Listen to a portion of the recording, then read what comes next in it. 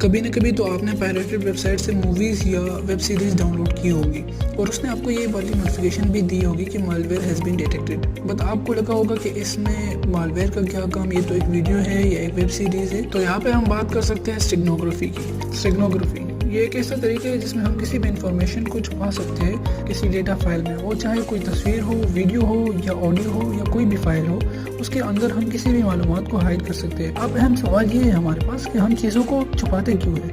وہ اس لیے کہ کسی بھی عام انسان کو ان فائلز کا پتہ نہ چلے۔ اگر ہم ایک ہیکر کی نظریے سے دیکھیں تو ایک ہیکر اپنا پیلوڈ یا مالویئر یا کوئی بھی وائرس انجیکٹ کر سکتا ہے ایک ایسی فائل میں جو کہ ویڈیو ہو یا آڈیو ہو، اور ایک عام یوزر کو اس کا پتہ بھی نہ لگے گا۔ یہ تو ہو گئی بات کہ کیسے ایک ہیکر اپنا مالویئر انجیکٹ کرتا ہے فائلز میں۔ اب ہمیں کیسے پتہ لگے گا کہ اس مخصوص تصویر یا فائل کے اندر کوئی مالویئر ہے؟ تو عام طور پر فائل کے سائز کو دیکھا جا سکتا ہے، لیکن یہ بھی اتنا مؤثر طریقہ نہیں ہے کیونکہ فائل کے سائز کو کمپریس بھی